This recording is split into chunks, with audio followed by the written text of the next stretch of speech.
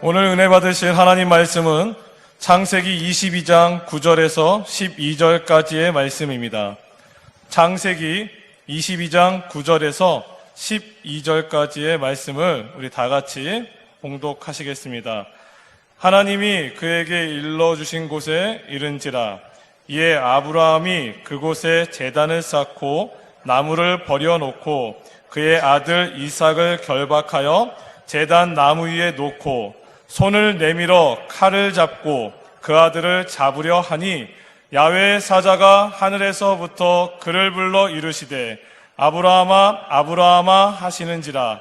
아브라함이 이르되 내가 여기 있나이다 하매 사자가 이르시되 그 아이에게 내 손을 대지 말라. 그에게 아무 일도 하지 말라. 내가 내 아들 내 독자까지도 내게 아끼지 아니하였으니 내가 이제야 내가 하나님을 경외하는 줄 아노라. 아멘. 할렐루야, 할렐루야. 여러분 주님을 사랑하시면 아멘 하십시다. 오늘도 이 거룩한 금요일 밤에 주께 하나 하나님을 예배하는 여러분에게 하나님의 은혜와 축복이 넘치게 하기를 예수님의 이름으로 축원합니다. 옆에 계신 분 한번 인사하십시다. 악순하지 마시고 서로 눈으로 인사하십시다. 하나님께서 당신을 참 많이 사랑하십니다. 다시 한번 인사하실 때 사랑하는 당신에게 반드시 크신 복을 주십니다.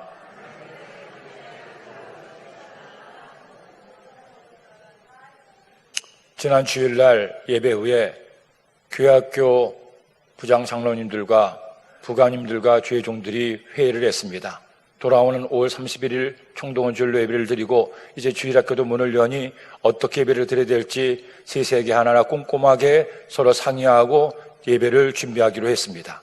그런데 주중에 계속해서 여기저기서 다시 확진자가 나오는 바람에 그것마저 다시 뒤로 미뤄지게 되었습니다. 우리 주일학교 어린이들도 또 부모님들도 교회 나와서 하나님을 예배를 간절히 원하고 있는데 또 이렇게 뒤로 미뤄지니 얼마나 안타깝고 아쉬운지요. 그리고 모든 전 성도가 총동을 해서 하나님을 예배를 드리기로 했지만 계속 나타나는 확진자 때문에 저희들이 다시 한번 생활서 거리두기를 통해서 거리두기를 하고 하나님을 예배하며 또 하나님 앞에 나가고 있습니다. 원래 수요일부터 교구버스도 운영하기로 했는데 교구버스 역시 잠시 뒤로 미뤄지게 되었습니다. 이번 주 내내 그런 생각을 했습니다. 하나님께서 이렇게 계속 미루시고 확진자가 나오게 하시는 이유가 뭘까? 이 모든 것 하나님의 간섭하심과 인도하심이 있을 텐데, 물론 일부 무지각한 젊은이들의 일탈로 인해서 이와 같은 지경이 이루고 말았지만 이것도 하나님의 간섭하심이 있을 텐데 왜 하나님께서 이와 같이 이 일을 허락하실까 묵묵히 생각해 보니 한 가지 내려진 결론이 있었습니다. 아직도 우리의 기도가 더 많이 필요하구나. 더 많은 우리의 눈물의 회개가 필요하고 우리 그리스도인들이 먼저 하나님 앞에 더 많이 무릎 꿇고 기도를 해야겠구나. 사랑하는 여러분, 그러나 저는 낙심하지 않습니다. 염려하지 않습니다. 조금 미뤄진다고 해서 영원히 가지 않습니다. 하나님의 때가 되면 하나님께서 말씀 한마디 하시면 하나님께서 은혜와 진리의 사랑과 용서의 손을 드시면 코로나19 바이러스는 소멸되고 하나님의 은혜가 한국교회와 대한민국 가운데 임하게 될 줄로 믿습니다. 그러므로 여러분 절대 희망을 저버리지 마십시오. 염려하고 근심하지 마십시오. 이 모든 것도 하나님의 손에 있음을 기억하시고 어려울수록 힘들수록 내 뜻과 내 생각대로 안 될수록 나의 때와 하나님의 때가 다를수록 더 하나님을 믿고 의지하고 꿈과 희망을 품고 하나님께 기도함으로 하나님의 때가 속히 이르러 하나님의 놀라운 은혜를 얻는 우리나라 대한민국 전 세계 모든 나라에 고통당하는 이웃들 우리 모두가 하나님의 은혜를 얻게 되기를 예수님의 이름으로 축원합니다. 옆에 계신 분 한번 다시 한번 인사하실 때 코로나19 바이러스는 반드시 소멸됩니다. 믿음으로 인사하시겠습니다.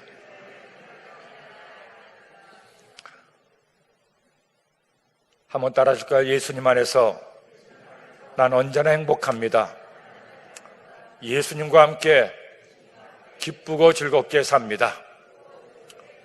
바이러스가 아무리 기승을 부려도 힘들고 고단한 삶이 우리 앞에 기다리고 있어도 주님을 생각하면 언제나 기쁘고 감사하고 주님이 나를 사랑하신만 생각되면 너무너무 그 주님을 사랑하는 우리 모두가 되기를 예수님의 이름으로 축원합니다. 저는 오늘 함께 읽은 말씀을 중심으로 믿음은 이것입니다. 한번 답사. 믿음은 이것입니다. 이 같은 제목으로 피차의 은혜를 나누고자 합니다. 여러분, 하나님께서 이스라엘 백성들에게 주셨던 가나안 땅에 지금 두 개의 나라가 함께 공존하고 있습니다. 한 나라는 이스라엘이고 다른 한 나라는 팔레스타인입니다. 그런데 이 두 나라는 계속해서 분쟁을 하고 있고 다투고 싸우고 있습니다. 그렇게 다투고 싸우는 이유 중에 하나가 영토 문제인데, 그 두 나라가 계속해서 자신의 영유권을 주장하는 유명한 분쟁 지역이 있습니다. 바로 헤브론입니다. 그래서 성지 순례객들이 이스라엘에 가면 예루살렘에도 가고 베들레헴에도 가고 나사렛에도 가지만 이 헤브론만큼은 갈 수가 없습니다. 아직도 언제 전투가 벌어질지 모르고 서로가 서로에 대해서 적개심을 가지고 있는 지역이기 때문입니다. 왜 헤브론이 이처럼 분쟁 지역으로 계속해서 긴장의 줄을 늦추지 않고 있느냐? 중요한 이유가 있습니다. 이 헤브론은 아브라함의 정착지였고 아브라함의 무덤이 있는 곳이기 때문입니다. 팔레스타인 아랍 민족도 이스라엘 유대 민족도 그들 모두가 그들의 공통의 조상으로 아브라함을 인정합니다. 왜? 아랍 민족의 시작인 이스마엘도 아브라함의 아들이었고 이삭 역시 아브라함의 아들이었기 때문입니다. 그렇기 때문에 이 땅은 우리 민족의 성지요 우리 민족의 시원이니 이 땅은 우리의 것이라고 아랍 민족도 이스라엘 민족도 이스라엘 나라도 팔레스타인도 주장하고 있다는 것입니다. 그런데 여러분, 또 하나 놀라운 사실이 있습니다. 이스라엘 민족만, 아랍 민족만 아브라함을 그들의 시조로 여기고 그 땅을 소중히 여기는 것이 아닙니다. 모든 그리스도인들도 아브라함을 어떻게 생각하고 있습니까? 아브라함을 가리켜 믿음의 조상이라고 말하고 있습니다. 우리 한국 그리스도인들도, 미국 그리스도인들도, 일본의 크리스찬들도, 독일과 영국의 크리스찬들도 똑같이 아브라함을 가리켜 믿음의 조상이라고 얘기하고 있습니다. 왜 그렇습니까? 아브라함은 이스라엘 민족과 아랍 민족의 조상일 뿐 아니라 우리 모든 주님을 믿는 그리스도인들의 믿음의 조상이 되기 때문입니다. 많은 성도, 많은 신앙의 선배들 가운데서도, 성경에 나오는 수많은 믿음의 사람들 가운데서도 이 아브라함을 가리켜 믿음의 조상이라는 것은 그의 믿음이 하나님 보시기에 너무나 귀한 믿음이었고 그 믿음이 오늘날 우리가 따라가기 어려울 정도로 위대한 믿음의 본을 보여주고 있기 때문입니다. 그러므로 사랑하는 여러분, 저는 우리가 이 아브라함에 대한 말씀을 나누면서 아브라함의 믿음을 보면서 우리 모두가 아브라함의 믿음을 본받기를 소원합니다. 우리 믿음의 조상인 아브라함처럼 우리도 하나님이 기뻐하시는 믿음을 가지고 그 믿음대로 살아서 하나님의 큰 복을 받게 되기를 예수님의 이름으로 축원합니다. 그렇다면 도대체 아브라함이 어떤 믿음을 가졌기에 그로 믿음의 조상이라고 말하고 있습니까? 아브라함은 그의 삶을 통해 믿음이 이것이라고 분명하게 말씀하고 있습니다. 그러니 여러분, 아브라함이 우리에게 알려준 그 귀한 믿음의 내용을 하나하나 잘 다시 한번 우리가 깨닫고 그 믿음의 말씀을 마음에 새겨서 말씀 따라 사는 여러분 되기를 예수님의 이름으로 축원합니다. 자, 그렇다면 우리는 아브라함을 통해서 어떤 믿음을 배워야 되겠습니까? 첫째로 믿음은 들음에서 시작됩니다. 여러분, 아브라함의 성경에 나오는 첫 번째 기사는 하나님께서 아브라함에게 말씀하실 때였습니다. 창세기 12장에 보면 하나님은 고향 갈대 우르를 떠나서 하나님 땅에 살고 있던 아브라함에게 말씀하시죠. 아브라함아, 너는 너의 본토 친척 아버지 집을 떠나서 내가 너에게 지시할 땅으로 가라. 하나님께서 아브라함에게 말씀하실 때 아브라함은 어떻게 반응합니까? 하나님의 말씀에 귀를 기울입니다. 아니, 이때뿐이 아닙니다. 하나님의 말씀을 듣는 아브라함이 그 말씀에 순종해서 하나님 땅을 떠나서 마침내 가나안에 정착합니다. 그 가나안에 살면서 25년 동안 아들 이삭을 선물로 받기까지 언제나 한 일이 뭔지 아십니까? 하나님 말씀에 귀를 기울이고 언제나 하나님의 말씀을 들었다는 겁니다. 아브라함은 나이가 75세나 먹은 이제는 경험도 풍부한 원로였습니다. 그런데도 그는 자신의 경험과 자신의 생각과 자신의 판단을 의지하지 않습니다. 언제나 어느 때나 하나님의 말씀을 기울이고 하나님의 말씀을 마음에 받고 그 말씀을 믿고 따른 사람이 바로 아브라함이었습니다. 더구나 아브라함은 자신이 잘 나갈 때만, 자신의 마음에 들 때만 하나님의 말씀을 들은 것이 아닙니다. 아브라함 역시 우리나 마찬가지로 어려움도 겪고 고난도 겪고 원치 않은 슬픔을 당하기도 합니다. 하지만 그럼에도 불구하고 현실과 상관없이, 어려움과 문제와 상관없이 언제나 하나님의 말씀에 귀를 기울이는 아브라함. 그렇게 하나님의 말씀에 귀를 기울였을 때 하나님께서는 그와 함께 하시고 하나님의 말씀을 믿고 따르는 그의 삶에 하나님 은혜를 도와여 주신 겁니다. 오늘 말씀에도 보세요. 창세기 22장 11절 말씀에 하나님께서 또 한 번 아브라함을 부르십니다. 야훼의 사자가 하늘에서부터 그를 불러 이르시되 아브라함아 아브라함아 하시는지라 아브라함이 이르되 내가 여기 있나이다 하매. 하나님께서 아브라함을 또 한 번 부르십니다. 아브라함아 아브라함아. 그때 여러분 어떻게 아브라함이 반응합니까? 이때도 변함없이 하나님의 말씀에 귀를 기울이고 하나님 말씀을 믿음으로 받습니다. 우리가 어떻게 믿음의 사람이 될 수 있습니까? 어떻게 우리가 아브라함의 믿음을 본받을 수 있습니까? 제일 먼저 하나님의 말씀에 귀를 기울인 아브라함처럼 여러분도 주의 말씀을 사모하고 말씀을 듣는 여러분 되기를 예수님 이름으로 축원합니다. 내가 하나님을 믿기 위해서는 하나님의 말씀을 알아야 돼요. 내가 하나님 말씀을 알아야 아는 것을 믿는 것이 아닙니까? 내가 하나님의 뜻을 모르는데 어떻게 하나님을 믿을 수가 있습니까? 하나님을 아는 것과 믿는 것은 하나가 된다는 것입니다. 그러기에 로마서 10장 17도 말씀하죠. 그러므로 믿음은 들음에서 나며 들음은 그리스도의 말씀으로 말미암느니라. 어떤 분들은 그런 말씀을 하시죠. 목사님, 저는 어려서부터 성경을 많이 연구했습니다. 그래서 교회 안 나가도 예수님이 어떤 분인가를 잘 알죠. 그러니 저보고 교회라는 말씀 하지 마세요. 혼자서도 잘 믿을 수가 있습니다. 또 어떤 분은 그렇게 얘기를 합니다. 목사님, 제가 한 1년쯤 교회를 쉬어야 되겠습니다. 그래도 제 안에 예수님이 계시니 걱정 마세요. 저는 잘 살 겁니다. 처음에는 그렇게 다들 큰 소리를 뻥뻥 치시죠. 하지만 몇 개월만 지나면 믿음 다 까먹고 예수를 믿는 건지 안 믿는 건지 헷갈린다고 얘기를 하십니다. 왜 그렇습니까? 하나님의 말씀을 듣지 않았기 때문이에요. 어린 사무엘이 엘리 지장과 함께 성전에 살 때 이스라엘은 큰 어려움을 겪고 있었습니다. 엘리는 나이 많아 늙었고 아들들은 온갖 못된 죄를 저질렀기 때문입니다. 그런데 하나님은 당시에 이스라엘의 문제점을 한 말씀으로 이렇게 요약하고 계십니다. 사무엘상 3장 1절에 보니 읽겠습니다. 아이 사무엘이 엘리 앞에서 야훼를 섬길 때 야훼의 말씀이 희귀하여 이상이 흔히 보이지 않았더라. 사랑하는 여러분, 그리스도에게 가장 큰 문제가 뭔지 아십니까? 사탄이 우리에게 주는 가장 큰 시험이 뭔지 아십니까? 하나님의 말씀을 듣지 못하게 하는 거예요. 이런저런 이유로 하나님의 말씀을 듣지 못하게 막습니다. 하나님을 예배하지 못하게 막습니다. 하나님의 음성에 귀를 기울이지 못하게 이런저런 어려움과 시험거리를 만들어줍니다. 믿음이란 어떻게 시작됩니까? 하나님의 말씀을 들을 때부터 믿음이 시작돼요. 아무리 믿음이 좋다고 자랑하고 능력이 많다고 자신을 세우더라도 말씀을 듣지 못하면, 하나님 음성에 귀를 기울이지 못하면 그는 절대로 믿음의 사람이 될 수가 없습니다. 하지만 부족해도, 많이 배운 것도 없어도, 남들에게 자랑할 만한 것이 아무것도 없어도 언제나 하나님의 말씀에 귀를 기울이고 하나님 말씀을 듣고 하나님 말씀을 읽고 하나님의 말씀을 사모하고 말씀 따라 살게 되면 말씀이 그를 변화시키고 하나님의 말씀을 통해 하나님의 뜻을 알아서 그 뜻대로 살아갈 때 하나님은 우리의 삶 가운데 은혜와 축복을 도와줘 주시는 겁니다.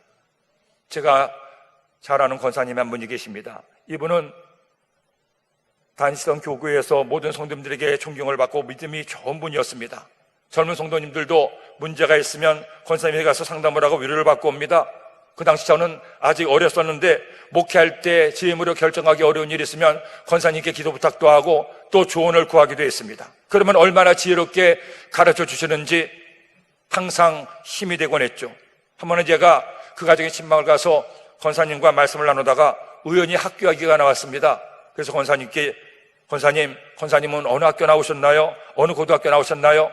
나이가 있으니까 대학은 좀 아니더라도 고등학교 나오신 줄 알았습니다. 그러자 권사님이 하시는 말씀이, 목사님, 저는 학교 안 다녔어요.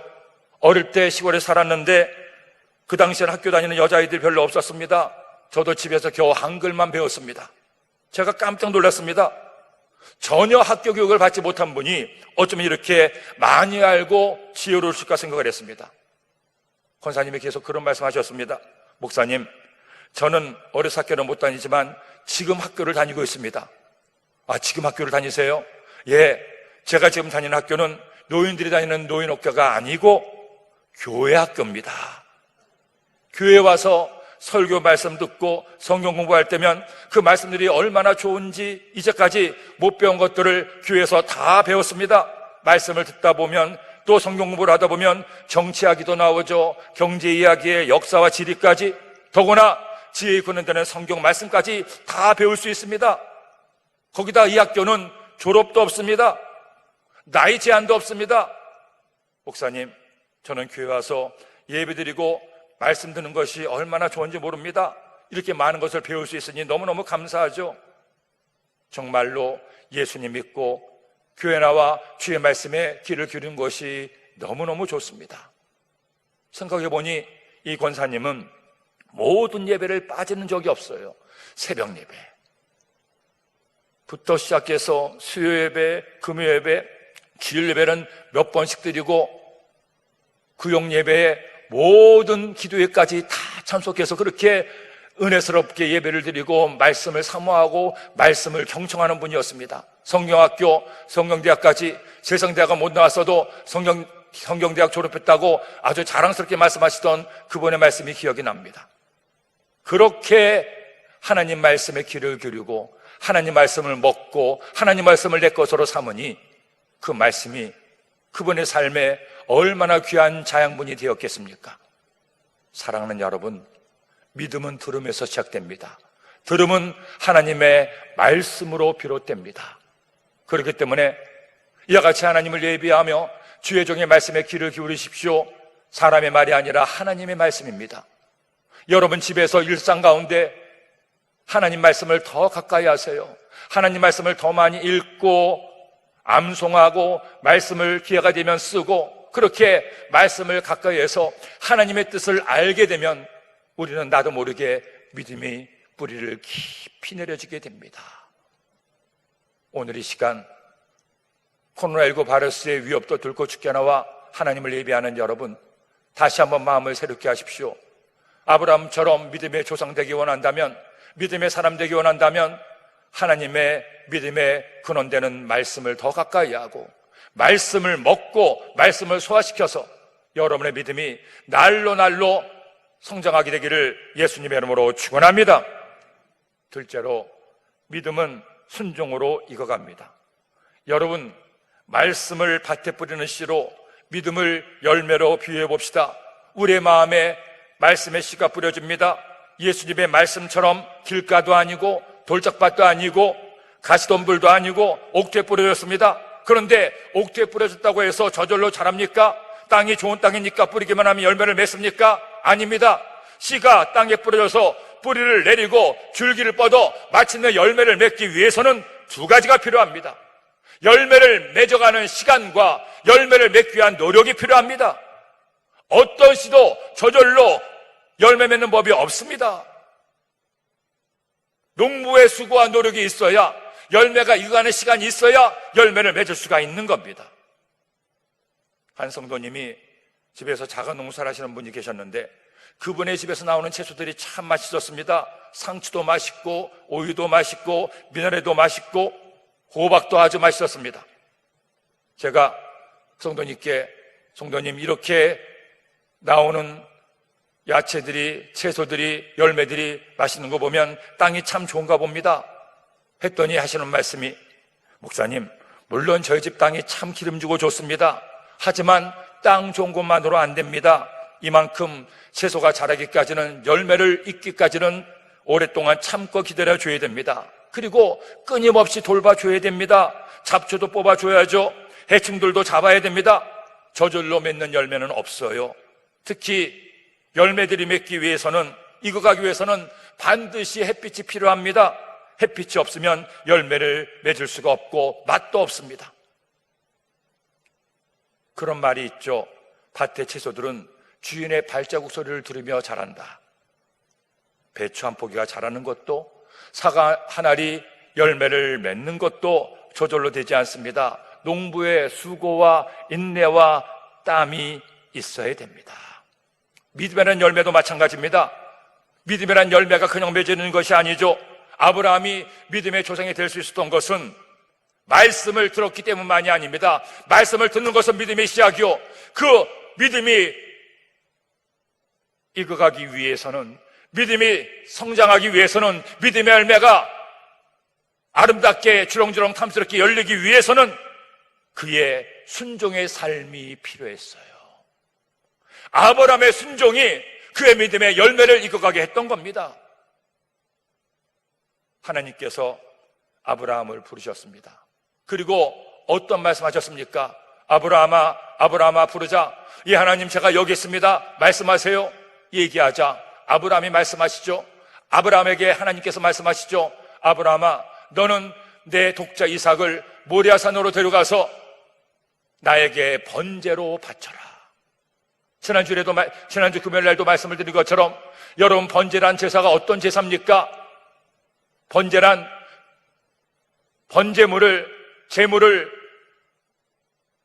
죽여서 온몸을 산채로 다 각을 떠서 불에 태워 죽이는 것이 바로 번제예요. 100세에 낳은 아들 이삭을 하나님께 번제로 바치라니 말이 될 법한 말씀입니까? 누가 상상해나 했겠습니까?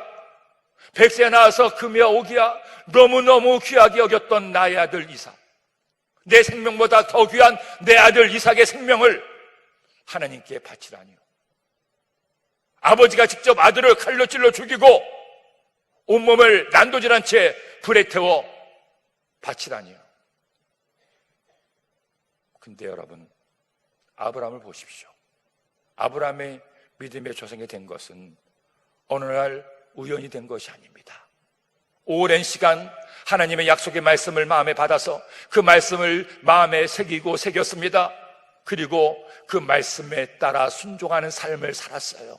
지난 25년간 수많은 우여곡절이 있었지만 그 수많은 고난 가운데서도 하나님 앞에 믿음을 지키고 말씀 따라 순종했을 때 마침내 아들 이삭을 선물로 주었습니다. 헌데 그 아들마저 하나님께 바치려고 했을 때 아브라함이 어떻게 반응합니까? 억울하다고 항변합니까? 줬다 뺏는 겁니까? 하고 하나님께 대듭니까? 아니죠. 오늘 말씀 보니 3절로 4절이처럼 말씀합니다. 함께 읽겠습니다.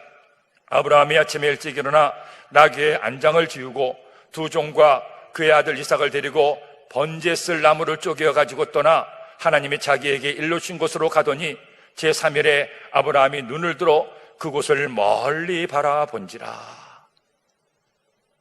창세기 22장의 말씀을 묵상할 때마다 아브라함의 침묵에 주목합니다. 아들을 번제로 바치라는 하나님의 말씀을 들은 아브라함. 그런데 아브라함은 어떤 반응도 하지 않아요.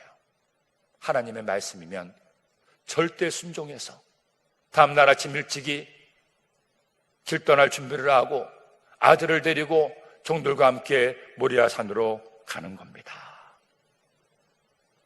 여러분, 아브라함이 개인의 믿음의 조상이 된 것이 아닙니다.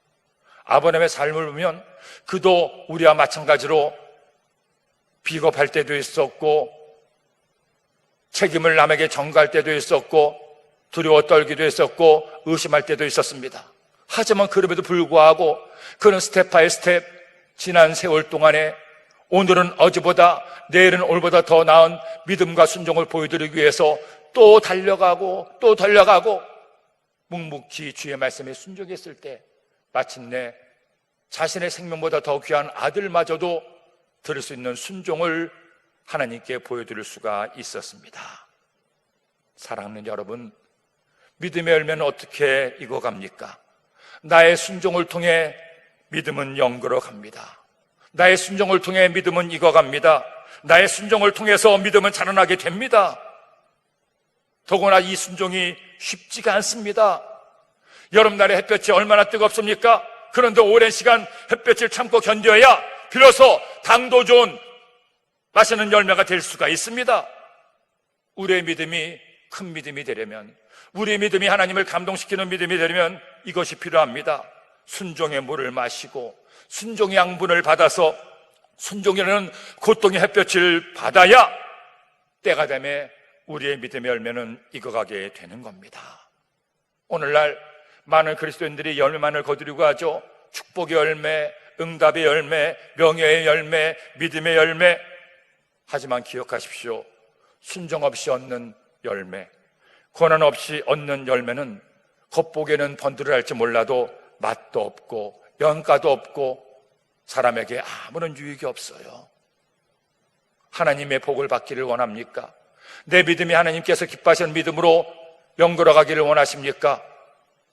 어떤 고난도 이기고 하나님의 은혜와 축복을 받는 위대한 믿음의 사람 되기를 원합니까? 이 산을 들어서 저 바다로 던지려는 하고 선포하면 그대로 이루어지는 믿음의 사람 되기를 원합니까? 그렇다면 우리의 믿음에 순종이 필요합니다. 하나님의 말씀에 귀를 기울일 뿐 아니라 그 말씀에 순종하는 여러분이 되어보세요. 내가 순종하는 만큼 내 믿음의 열매는 더 단단해지고 더 맛있어지고 더 달아지고 더 깊어지게 됩니다. 이런 은혜가 우리 모두에게 있게 되기를 예수님의 이름으로 축원합니다. 셋째로, 믿음은 헌신으로 완성됩니다. 자기가 죽여야 할 아들과 여행하는 늙은 아버지의 마음, 여러분 그 아버지의 마음이 어땠겠습니까? 그런데 아무 철도 못 든 아들이 아버지에게 이렇게 물어봐요. 7절로 8절 말씀해 보니 함께 읽겠습니다. 이삭이 그 아버지 아브라함에게 말하여 이르되 내 아버지여 하니 그가 이르되 내 아들아 내가 여기 있노라.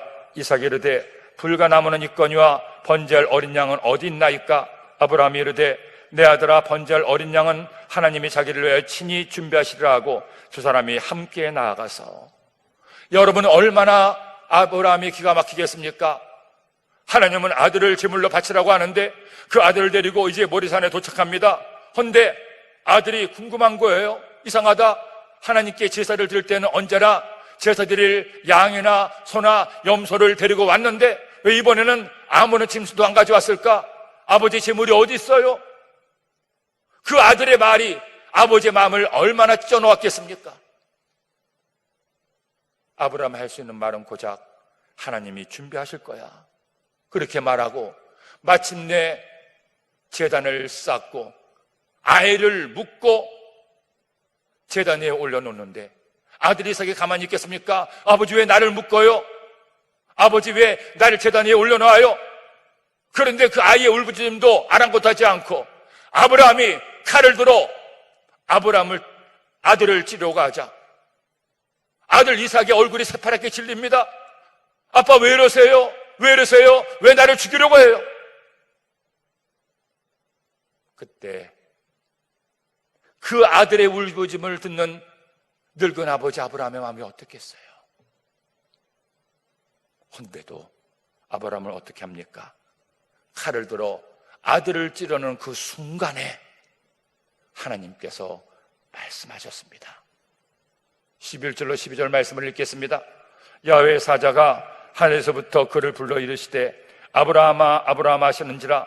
아브라함이 이르되 내가 여기 있나이다 하매 사자가 이르시되 그 아이에게 내 손을 대지 말라. 그에게 아무 일도 하지 말라. 내가 내 아들 내 독자까지도 내게 아끼지 아니하였으니 내가 이제야 내가 하나님을 경외하는 줄을 아노라. 내가 내 독자 아들 이삭이라도 나에게 아끼지 않고 바쳤으니 이제야 내가 나를 경외하는 줄 아노라. 아브라함이 믿음의 조상이 될 수 있었던 결정적 이유는 이겁니다. 바로 헌신이에요. 나의 몸을 드리는 것이 헌신인데 나의 몸보다 더 소중하고 나의 몸보다 더 귀한 아들의 생명을 바치고자 했던 아브라함의 헌신이 아브라함으로 믿음의 조상이 되게 한 것입니다. 주님이 내게 주신 것인데 주님이 원하시면 내 독자 이삭이라고 할지라도 내 생명보다 더 귀하다고 하더라도 하나님께 돌려드리겠습니다. 이것이 그의 믿음의 진정한 고백이었습니다. 또한 저는 이 말씀을 묵상할 때마다 그렇게 믿습니다. 하나님은 나의 하나님이신데, 너무나 좋은 하나님이신데, 이 귀한 아들을 주신 하나님께서 내 아들을 기도로 데려가지 않을 것임을 저는 믿습니다. 이렇게 아브라함이 아들 이삭을 드렸을 때 하나님은 비로소 그의 믿음을 완성시켜 주시고 그의 믿음을 기뻐 받아 주신 겁니다. 믿음이란 뭡니까? 믿음은 하나님의 말씀으로 시작해서 순종으로 자라고 헌신으로 완성됩니다. 아브라함은 언제나 하나님의 음성을 듣기를 원했습니다. 힘들고 어렵지만 그 말씀에 순종한 훈련을 평생을 했습니다. 그 오랜 훈련 끝에 마침내 자신의 가장 귀한 것을 드리는 헌신의 사람이 되었을 때 그의 믿음은 완성이 된 겁니다. 성도 여러분, 여러분이 아브라함과 같은 믿음의 조상, 복의 근원이 되길 원합니까? 먼저 할 일이 있습니다. 아브라함과 같이 나의 가장 귀한 것을 하나님께 드리는 헌신의 사람이 되기를 예수님의 이름으로 축원합니다. 지난 주중에 우연히 지금은 천국 가신 하영조 목사님의 말씀을 들을 기회가 있었습니다. 한 목사님의 말씀을 쭉 들으면서 많은 은혜를 받았습니다. 그분이 살아생전에는 그분의 말씀을 들을 기회가 없었죠. 우리 조 목사님 말씀을 듣기만으로도 벅찼기 때문입니다. 그런데 우연히 들은 그 목사님의 간증을 통해서 많은 은혜를 받았습니다. 마침 여의도 순복음교회 오셔서 하신 말씀이기도 했죠. 이분이 대학교에 들어가서 처음으로 CC를 통해 예수님을 믿게 됐습니다. 예수님을 믿으면서 성령을 받아서 방언도 하고 뜨거운 믿음과 열정을 가지게 되었습니다. 그렇게 열심으로 대학에서 주님을 위해 충성하고 복음을 전하던 그가 23살에 폐결핵에 걸리고 말았습니다.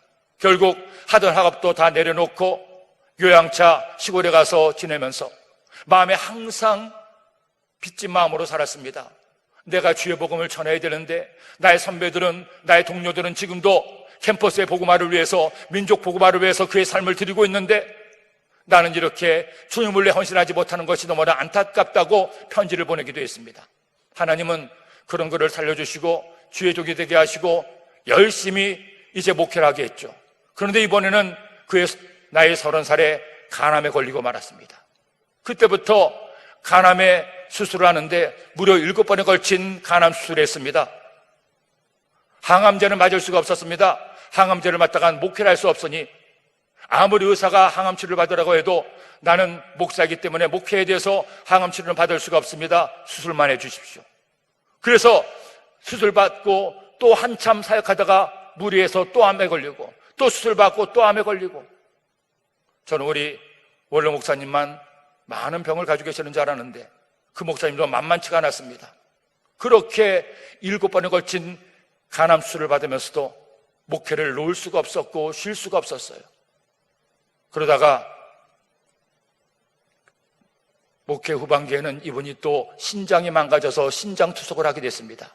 일주일에 2번씩 한 번에 3시간씩 신장 투석을 하면서 목회라는 것이 기가 막히지 않습니까? 그분을 담당했던 의사 선생님들이 어떻게 목사님 이 몸을 가지고 헌신하고 사역을 할 수 있습니까?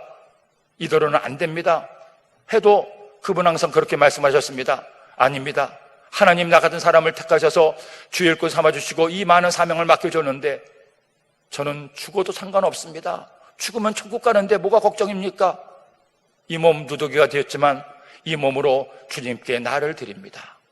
결국 그분은 그렇게 그 신장투석하는 몸을 가지고 복음을 전하시고 일본에 가서 일본 영혼들의 구원을 위해서 또 사역하시고 전 세계에 1,000명이 넘는 선교사를 파송하고 하루 24시간이 아까워서 그렇게 잠 못 자고 사역을 하다가 결국 그분의 연세 65세에 뇌출혈로 쓰러져 다음날 천국을 하셨어요. 바로 그 전주까지 그 몸을 가지고 말씀을 전하시다가 하나님 품에 간 겁니다. 그야말로 자신의 몸을 들였던 헌신의 삶을 살았습니다. 사랑하는 여러분, 예수님께서 우리를 사랑하셔서 우리를 위해서 무엇을 주셨습니까? 예수님은 우리를 사랑하셔서, 나를 사랑하셔서 당신의 목숨을 주셨습니다. 그냥 주신 것이 아닙니다. 가장 비참하고 가장 독하고 가장 고통스럽고 가장 저주스러운 십자가에 달려 못 박혀 죽으신 예수님. 머리에는 가시관을 씌워서 그 큰 가시들이 예수님의 뇌를 찔러서 얼굴이 피손이가 됐습니다. 로마의 채찍이 39대가 예수님의 등을 갈갈이 찢겨놓아서 온몸 피손이가 됐습니다. 예수님은 십자가에 달리기 전에 거의 반 이상 죽어가셨어요. 그 몸을 가지고 십자가를 지고 올라가는데 또 넘어지고 또 넘어져서 결국 구레네 시몬이 예수님의 십자가를 대신 짊어지고 올라가 마침내 양손과 양발에 못이 박혀 달리신 예수님. 일반적으로 십자가에 달리면 이틀이나 사흘 걸려 세상을 떠나는데 예수님은 불과 6시간 만에 숨을 거두십니다. 예수님은 그냥 우리의 구주가 되신 것이 아닙니다. 당신의 몸을 들여 헌신하심으로 만왕의 왕이 되시고 만주의 주가 되시고 우리 모든 인류의 영원한 구주가 되신 거예요. 우리가 주님처럼은 할 수 없더라도 나의 삶의 자리에서 내 믿음이 하나님이 기뻐하신 믿음 되기 위해서는 그냥 저절로 되는 법이 없습니다. 하나님 말씀을 들어야 됩니다. 하나님 말씀을 날마다 사모해야 됩니다. 그 말씀을 들을 뿐 아니라 이제 말씀에 순종해야 됩니다. 말씀의 순종을 넘어서 이제 나를 들여 헌신하면 우리는 아브라함의 복을 받고 아브라함처럼 하나님께 칭찬받는 믿음의 사람이 될 수가 있습니다. 오늘 이 시간 이 말씀 마음에 꼭 새깁시다. 한평생 단번에 되지 않지만 높은 꿈을 가집시다. 주님께서 우리에게 말씀하시는 것처럼 우리의 믿음이 이제 이만큼 자랐으니 더 하나님께서 기뻐하시는 믿음의 사람 되어 하나님께 나를 드림으로 하나님께 인정받고 칭찬받고 위대한 아브라함의 복을 받는 우리 모두가 되기를 예수님의 이름으로 축원합니다. 축원합니다. 기도드립니다. 하나님 아버지 고맙습니다. 감사합니다. 오늘 말씀 주시니 이 말씀 마음에 꼭 새겨서 이 말씀 따라 사는 저희 모두가 되게 하여 주옵소서. 교회 나와서 앉아있는 것만으로 만족하지 말고 말씀을 듣고 흘려버리지 말고 그 말씀을 내 마음에 새겨 말씀 따라 순종하고 마치는 날을 들여 헌신함으로 하나님이 기뻐하시는 위대한 믿음의 사람들 되게 하여 주옵소서. 예수님의 이름으로 기도드립니다. 아멘. 여러분, 우리가 주님께 나와 주님을 예배할 때 하나님 우리 예배를 받으십니다. 그러나 우리가 하나님을 예배하는 예배자를 넘어서 하나님께 순종하고 하나님께 나를 들여 헌신할 때 하나님이 여러분을 위대한 하나님의 사람으로 만드시고 여러분을 통해 세상을 변화시켜 주십니다. 우리 그 믿음으로 하나님 앞에 찬양합시다. 나의 영혼이 잠잠히 하나님만 바라며 나의 구원이 그에서 남을 찬양합니다.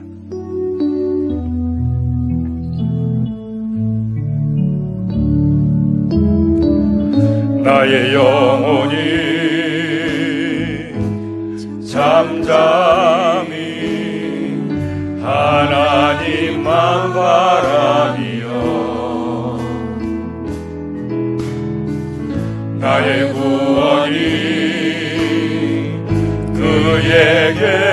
그에게서 나는도다.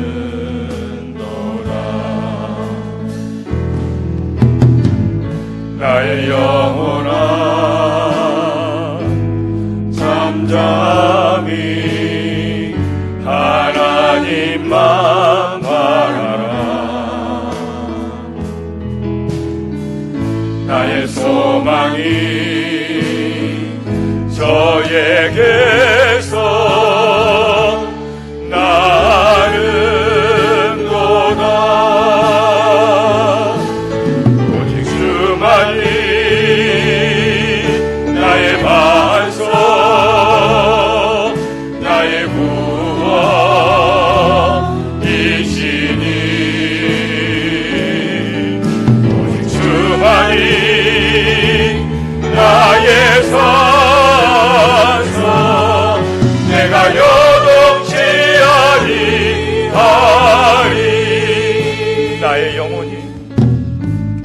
나의 영혼이 간절히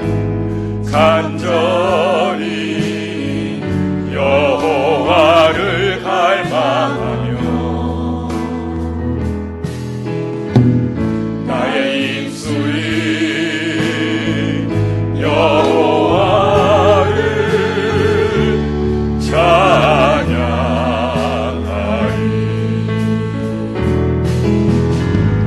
나의 영혼이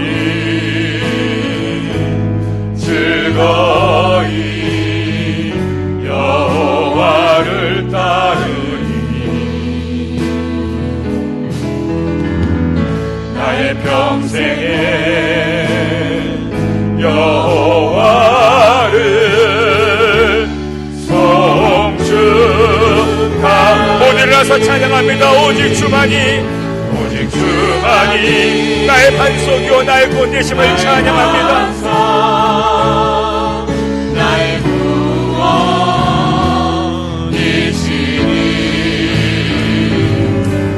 오직 주만이 나의 산성 내가 요동치 아니하리. 나의 구원 나의 영웅 되시는 주님 찬양합니다. 나의 구원 나의 영광 하나님께 있으니 내 힘의 반석과 피난처 되시네.